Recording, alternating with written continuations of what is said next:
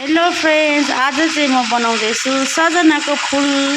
यो चाहिँ मैले सजनाको फुल चाहिँ बोइल गरेर पानीमा उमालेर हल्का उमालेर नाकिमाला जस्तै है हल्का उमालेर अनि यसरी नेटमा तारेर राखेको छु।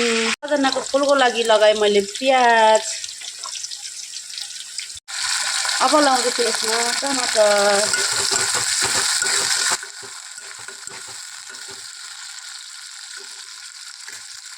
अब लाउँदैछु यसमा नुन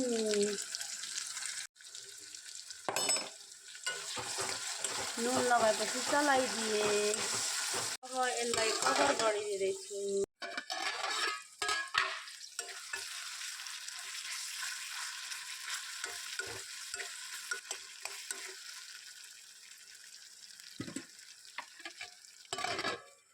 अब चाहिँ म यसमा यसरी खोर्सानी लाउँदैछु, 3टा खोर्सानी।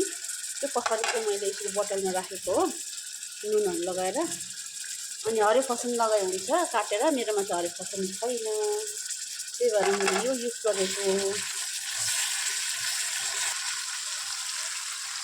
अब चाहिँ यसमा हल्दी पनि लाउँदैछु। अब चाहिँ सजनाको फुलको यसरी पानी निचोड्दै मैले चाहिँ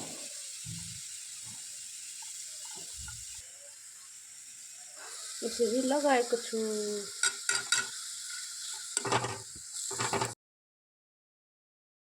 अनि यसमा मैले थोरै लसुन 4-5वटा अनि थोरै अदरक पनि पेस्ट गरेर लगाएँ। अहिले यतिको भइसकेको छ हाम्रो सजनाको फुल। अनि अब यसमा थोरै नुन एड गर्दैछु। अघि चाहिँ प्याज टमाटर गलोस् भनेर चाहिँ लगाएको थिएँ। अनि अब चाहिँ यसमा फेरि लगाएर चलाउँदैछु। नुन पनि टेस्ट गरेँ तर अलिकति थोरै कम भएछ, अनि त्यही भएर मैले नुन एड गरेको।